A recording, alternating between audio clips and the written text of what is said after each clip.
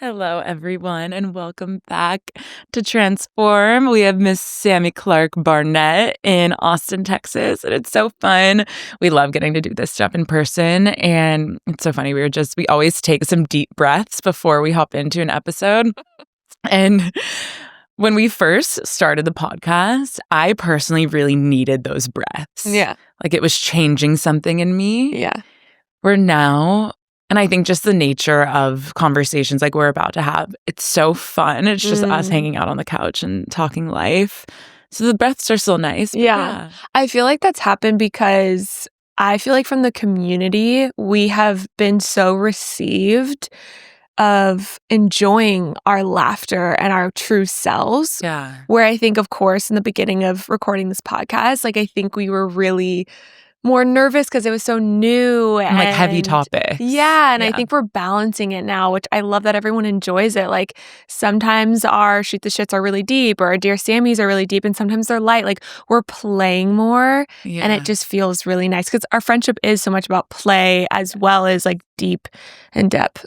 Yeah, find you a girl that can do both. Like we definitely crave the depth and we love sharing our hearts and spilling our hearts, but it's also really nice to just be sitting here drinking my matcha, laughing with my best friend and being able to have this conversation with all of you guys too.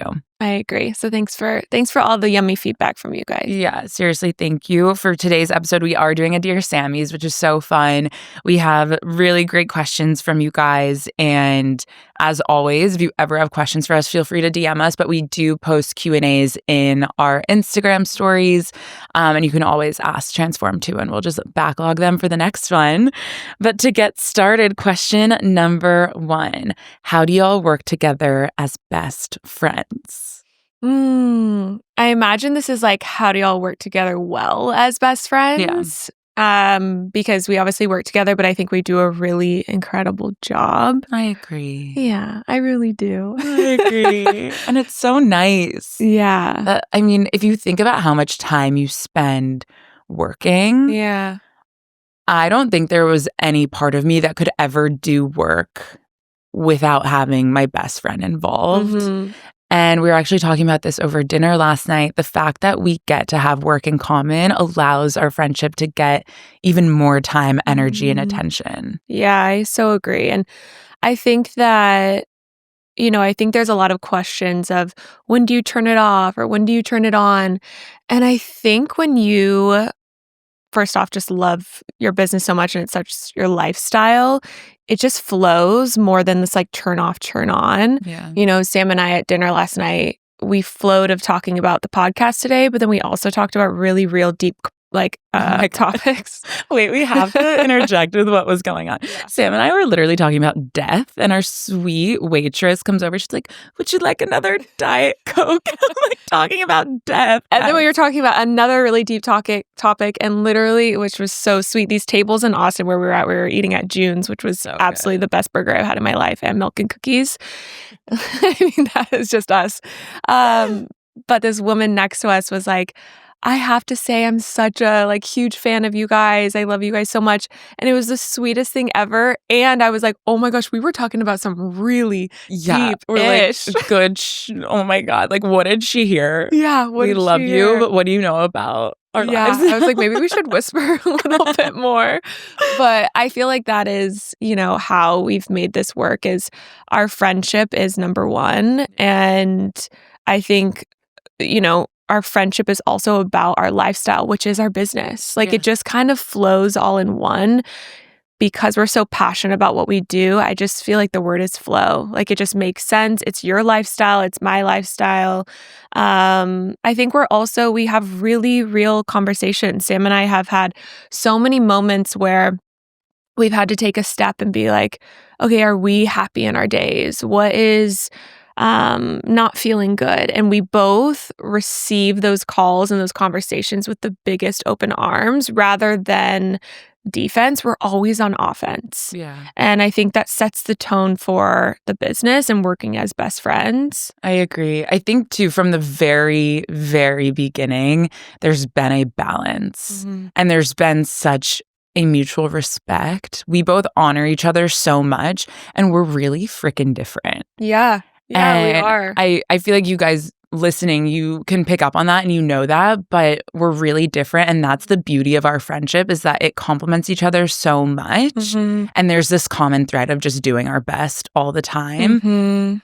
But that is also what's allowed us to be really great at balancing being best friends and working together, because we don't step on each other's toes and we really honor each other in what that other person brings, because it really is like the yin to the yang. Yeah. And I think I know we both know that we couldn't do this without one another. And if you, 100%. And if you are listening to this and you kind of want to channel this in your business or your relationships, we answered this the other day on a podcast.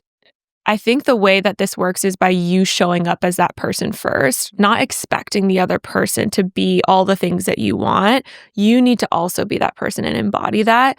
And if it's the right person, they're going to like meet you in that so deeply because they respect you and honor you. And I think we do that really beautifully for each other. I agree. I really could not imagine a world where we don't get to work together. Like, it's such a get to. And as two women who are also so passionate about our careers, it would just really suck to like not have you in my career. You know, in our career, I mean, it doesn't even feel like work. And I know that for someone listening who has like such a quote unquote job, which I've also been there, I get it, dude. I get it. But just know that there's something better. And oh my gosh, getting to do it with your best friend when it does work is magic. And that's what allows it to not feel like quote unquote work. It's this amazing passion project that we get to pour our hearts and souls into every single day. And of course, there's aspects that are tedious and annoying. And, you know, we definitely just need to get them done. But it's also worth it. Yes. And that we get to do it together too. I so agree. I feel like on a last note on this, Sam mentioned that we're like different. And what I love about that is I think business has grown me and my communication. And I think that's something you're really incredible at. And you could name something that I'm really good at and that you're not good at. You're really good at creative.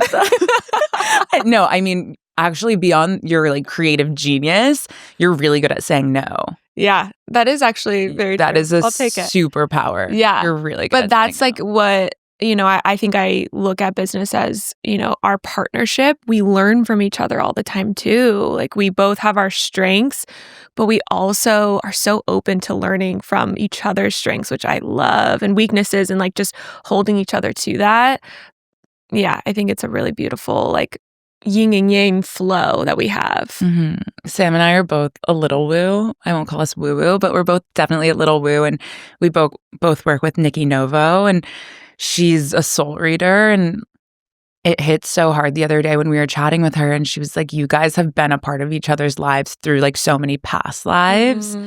And like, that's how it feels. Yeah. Like, I don't have any other friendship that like is this. Like, all that we get to do together is insane, and that we get to build, and the types of conversations that we have, I wouldn't dare to bring up with some other people who I love. But there is just a commonality of depth here of us both being so heads down and truly transforming. And it's rare, and it's something that it means the absolute world to me. Me too. Yeah. I feel it. We're husband and wife and mom and dad to the team. Truly. And like I feel role. it. Yeah. Actually, Nikki said something like maybe we were like lovers or some type of thing in past lives. And I'm like, I'm here for it. I was definitely the dude. Definitely the dude. And I was definitely the girl. All right. Number 2, what's a story y'all both come back to as best friends for a good laugh? There's a story that immediately always makes me cry laughing. And let's just set the scene. Yeah. You know what I'm talking about. Set the scene. This was probably 3 years ago, maybe 4 years ago now. Yeah, for sure. Like in our first year of like deep friendship business. Okay, so guys, when I lived in LA, there was a moment in time where I had a really cute convertible. Let's bring her back. Now I have like a giant truck where I'm like 10 feet above the ground. So I'm driving my cute little convertible. Sam hops in, and I start blasting Carrie Underwood before he cheats. So good. And Sam and I both know every single word to that entire song. And angry girl country music is just like that hits a part of my soul Yeah. that nothing else can bring out that level of, oh my God, it is. I know. I don't even have It's like a someone that dense cheated on me energy. that hard, but I'm No. like singing for all the girls. We are singing for you, ladies. Before he cheats, we are spirited women in my old convertible, driving along, screaming, singing, and all of a sudden Sam goes, "Oh my God, why is my head wet? Like, what? Is it raining?" And I'm like, "No, it's not raining." She puts her hand on top of her head. It is bird shit. Like big, gross, milky, white, yellow bird shit all over my head, all over it. And it was like going down my arm. I was like, we were in such a moment. Oh my, no, I had to pull over because I was crying that I couldn't even see. Yeah. It was just, that It will was so always good. It make was me just so laugh good because we were hard. so in the moment. And then this bird shit was just like, gotcha. Gotcha, girly. They love Carrie Underwood too. Dropping a shit on all that energy. On my head. It's good luck. Yeah. Next question. How do you deal with comparison and jealousy with one another? Ooh, spicy. Spicy. Comparison and jealousy.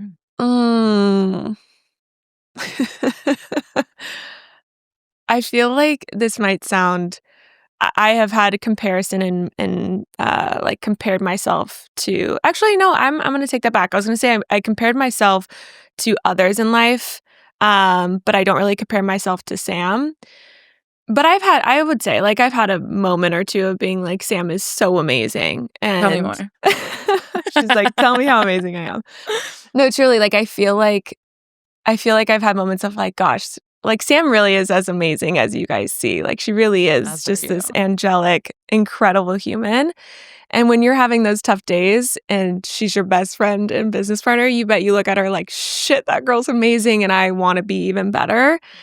But those are the days where I'm not feeling good with myself. And that's where I come back to, because when I'm feeling good with myself, oh my gosh, Sam is the light that like I feel so honored and grateful to have by my side.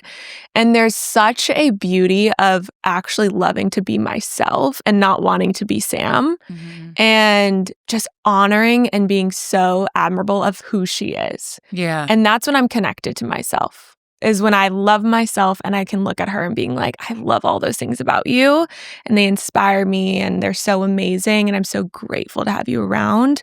But I'm not comparing myself or feeling like I want to be different. I love being me. Yeah. I think comparison, jealousy, envy, these are all such human things. And what I've really come to know about myself is when I shine, I allow everyone around me to meet me where I'm at and shine just as much as I want to and get to. And I love being someone that helps give people permission to be their full self. Yeah. And I think a lot of times in women and female friendships, you could look at someone shining and allow that light to take away from your own light. And on the flip side, you could also feel your own light and look at someone hurting and dull yourself down and dim yourself down to match their energy. But what I think we've mastered and what I know deeply in my soul is that we both get to shine in our own way, and it allows the other person in our friendship to meet us there and to shine just as bright. And I think we support each other and root for each other. And I just know how deeply we want each other to have the very best days and the very best moments and all the joy and all the love. And there's no, it's honestly really different. Like, I think we should even chat about our physical differences. Yeah. Because I think a lot of times in female friendships too, that can be a place where you feel like you need to be the prettiest, skinniest, tallest, most beautiful, but also maybe like the most successful, the smartest, the funniest. And y'all, I'm 5'3" on a good day when I get a full night's sleep. Like, I am so short. I always crack up when y'all DM me with pictures of Sam and I when you're like, oh my God, I didn't realize there was such a height difference here because Sam's basically 6 feet tall. No, we literally say she's smalls and I'm talls. We're so different. And y'all know I've had my weight loss journey, and Sam is literally going through a season right now of like, I want to put on weight. Like, words I've never even thought in my entire brain. It's just like we're so different. We're so different. And we each have our own unique struggles and our own unique, amazing qualities. And exactly how you said, there's never been one moment where we would trade who we are for what the person sitting next to us is. Yeah. But that's taken a lot of self-work. And I feel like you and I have both said yes to finding the love within ourselves to love ourselves so deeply that everyone around us can love ourselves to that extent too. I agree. And like you said from the beginning, it is such a human emotion and nature to feel jealousy or envy or comparison. So just humanizing that, like we have so many thoughts and feelings in a day. Like if you have those, don't worry, we all do. Everyone in the world, like truly every single person, the people you put on this pedestal, like they have it too. And I think the more you humanize it, it allows you to not give it the energy of feeling like you're wrong. Yeah. And I think also too, what I've learned in my friendship with Sam over the years is you compare to people that you think they have it figured out or they haven't had it hard or they don't have this story. Everyone has stuff. Everyone has a journey. And it is hard when, you don't know it. For example, I remember Sam and I, when we first met, like maybe I didn't know everything about her. So it could be like, she's perfect, she's this. And as you humanize and remember, like we all have this journey, we all have these things. And it just allows you to meet in an energetic level of like, there's no comparison or jealousy needed. Like, I'm going to focus on being me and be inspired by people, though, for sure. Like, again, Sam inspires me in so many ways that I take into my life, but I check in and make sure that they're true to me rather than taking on things to change me to try and be someone else. Totally. I love how you were saying too about the pedestal that we put people on. And we were having a really great conversation yesterday that I think a lot of people need to hear of. As soon as you put someone on a pedestal, you're actually giving them more room to fall down. And I'm so guilty of this in life. I do it with friends. I do it with family members. I do it with my husband. And it's not fair to the people around you that you're putting on a pedestal that they actually need to hold that expectation for you now.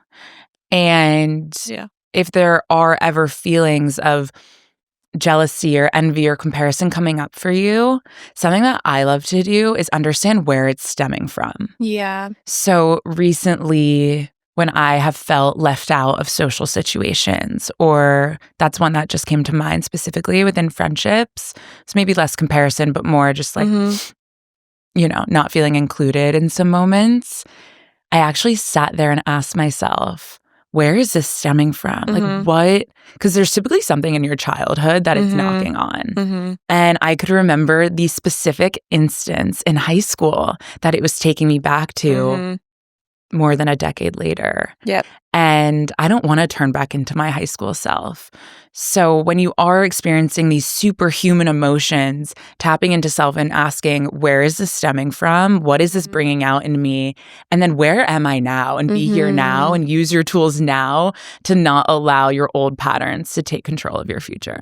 I love that you brought that up. And I know we have a question too here about imposter syndrome.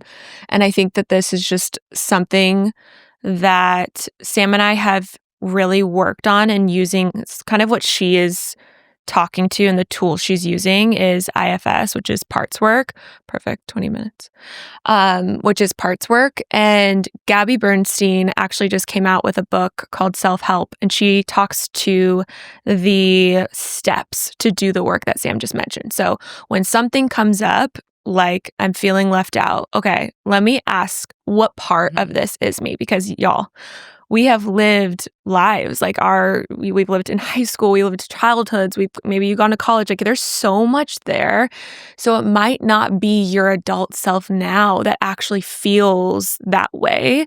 So it's important to take that moment where you check in. Okay, what part is actually feeling that? Sam had the moment of, okay, it's my high school part. And then actually being the adult you who knows the information you know now, which is it's not intentional. It's okay. I don't need to be invited to everything. Whatever wisdom you beautifully have now, you get to share that and validate that part at that younger part and saying, hey, I know that time was really hard and that they did leave you out and that was unfair. Yeah. It's like validating their experience and letting them just be heard because maybe they weren't heard before. And then from there, you get to actually share your new wisdom that you know now and just the relationship within self that happens of you being there for those parts that didn't have that then. You're going to see that they actually feel better when a situation happens and maybe your girlfriends don't invite you. They're not going to jump and think, oh, this is the same moment I had in high school. They can actually be like, oh, maybe this isn't them intentionally leaving me out. I'm not meant to be there.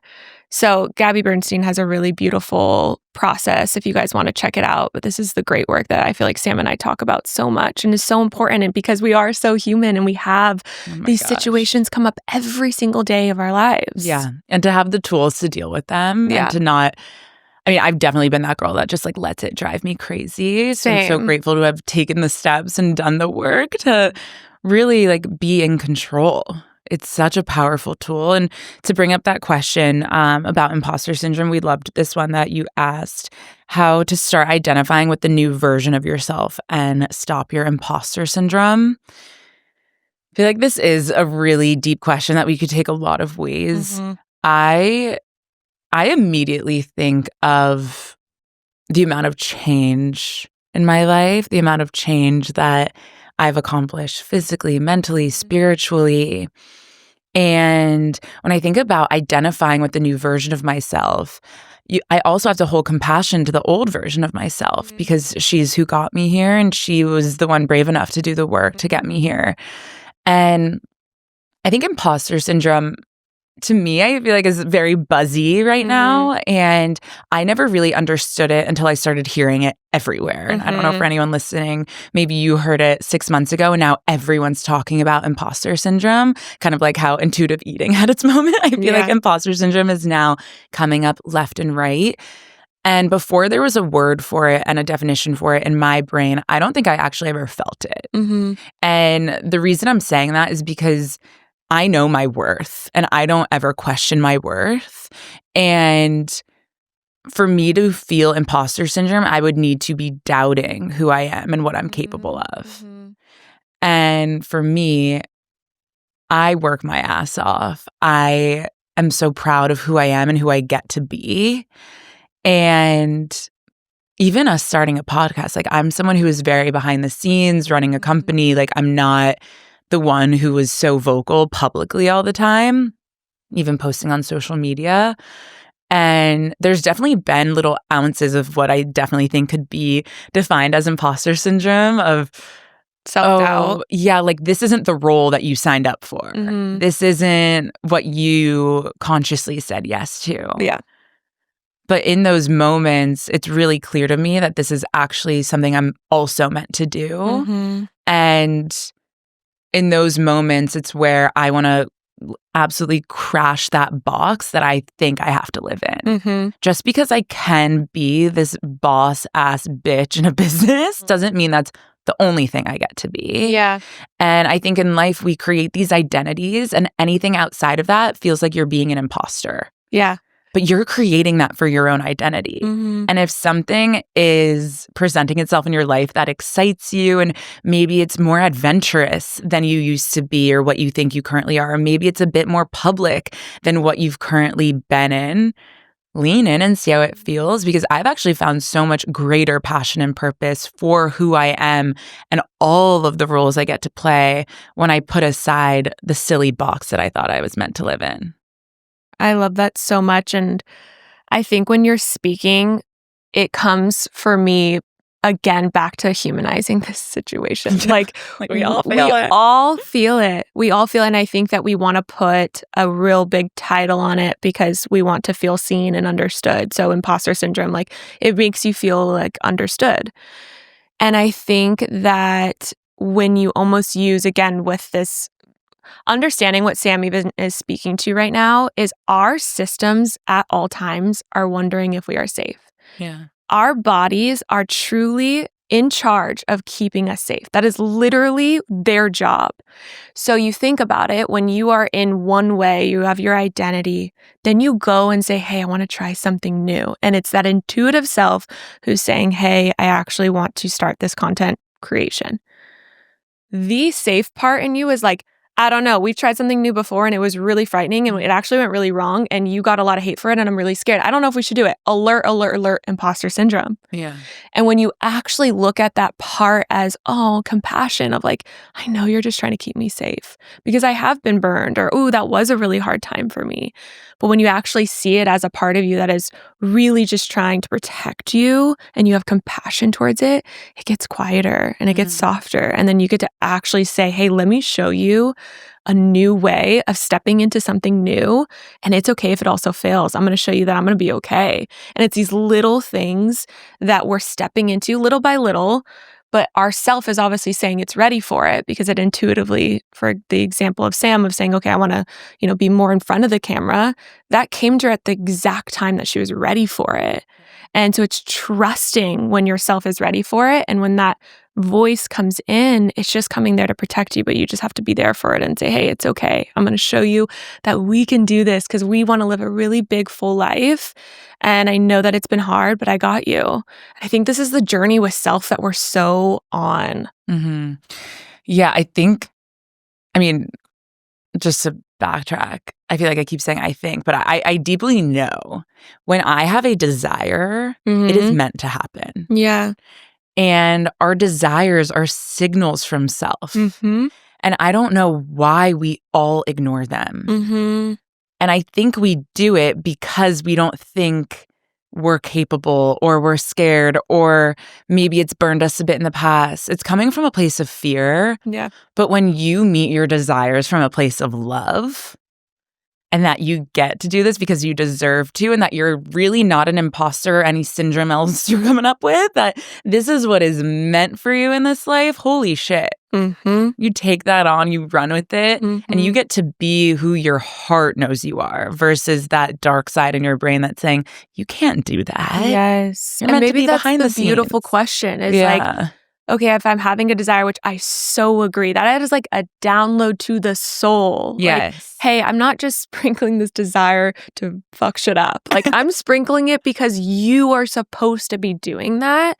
And I don't think our life is linear. And I think we try to make it linear. And that's when we get in that box. It's supposed to be zigzagged and like all over the place in the most beautiful way because that's when we meet our truest self. I forgot what I was going to say. And here she is, the true self who forgets what she wants to say. And the brain has left the station. No, it actually just went out. It literally was like, and we're done. Well, I liked where it was potentially going. Yeah. I think my point is your desires are so meant for you. That is the end. It is like truly the most download. Oh, I was going to say this. Yes. We can cut that and make this make sense. I like it. Thanks, Leave her Nick. in. Leave it in. Let the world literally know. the brain was just like, The done. human. Yeah, Samantha the human Clarke. on the mic. No, I'm just saying that the desires are downloads, and something that you can ask yourself is this desire coming from a place of love or from fear? 100% of the time it's probably love, but we put fear, thoughts, fear, past experiences on top of it. And then it makes it feel like it's actually from a desire of fear and wants to hurt us.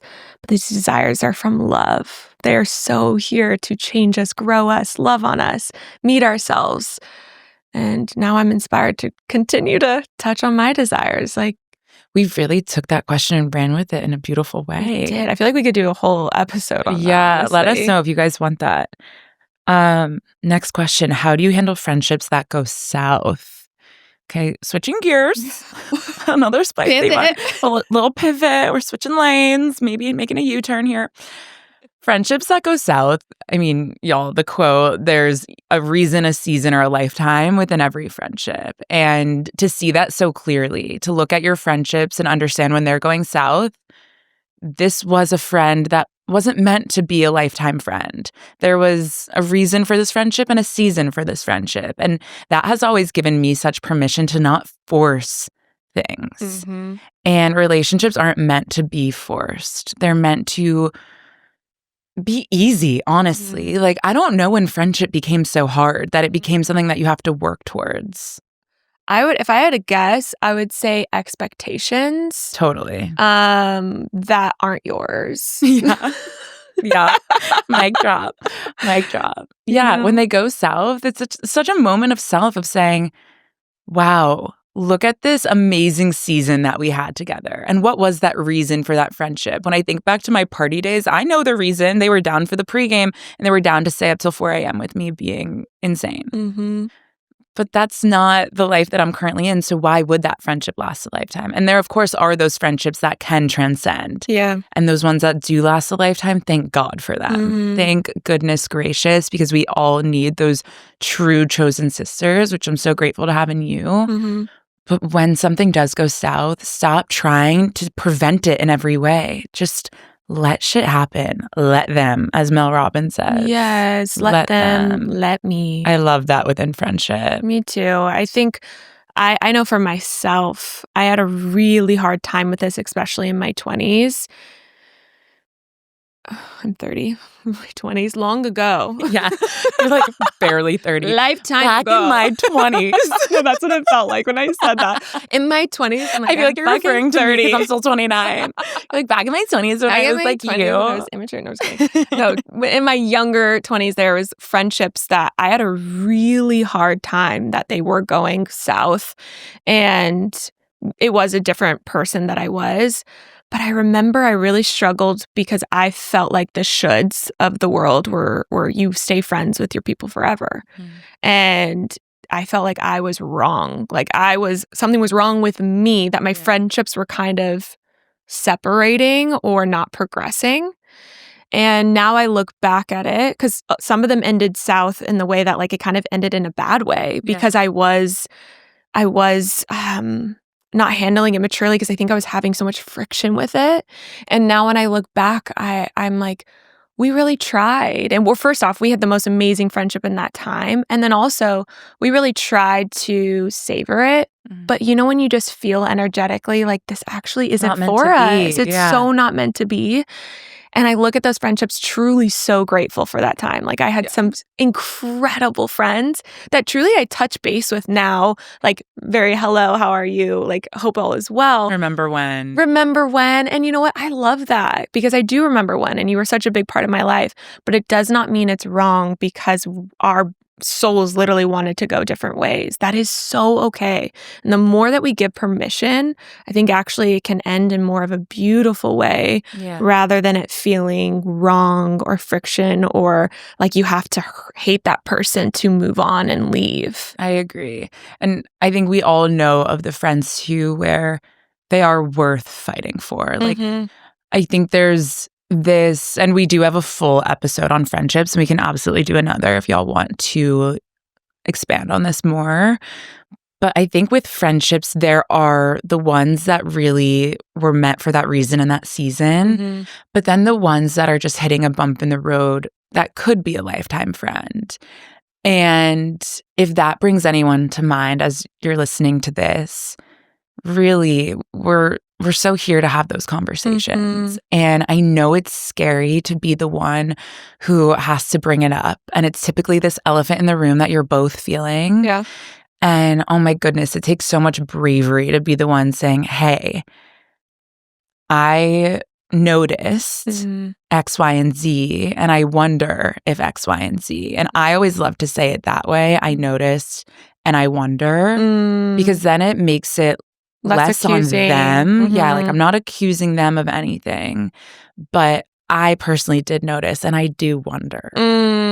And, you know, maybe that's about the girls' trip that you weren't included on, or simply that someone said something that you can't get over and that's still sitting with you, or just this that like strange subconscious fizzle of a friendship. Yeah. Like I do notice that, and I do wonder if this is something that like you want to actively continue to grow into, or is it just like, something that we can communicate through? And those are hard conversations. But what I've realized in my own experience is that when I do bring them up, there is such a weight lifted. And when I ignore them energetically, I am my own worst enemy. Yeah. Oh, that is so, so true. I could not agree more. And I feel like this is a perfect spot to just end this beautiful conversation. We really have touched on so many different things. So I want to say thank you so much for your guys' questions. Yeah. It brings me so much joy reading your questions and relating and understanding these are the topics that are going on in your guys' life, because these are the topics that Sam and I are talking about with each other. Yeah, in no world do we have it all figured out. And when we get to sit down and talk with you about these things, it's not like us as these teachers to you as a student. This is truly friend to friend of we are all in this together, and we could not relate more. Yeah, these topics are right on point, and I think we're going to do a part 2 for you guys because there's so many incredible questions. So thank you for listening to today's episode. We love you guys. Make sure you comment below, and we'll see you in the next Transform. See you soon. Love you.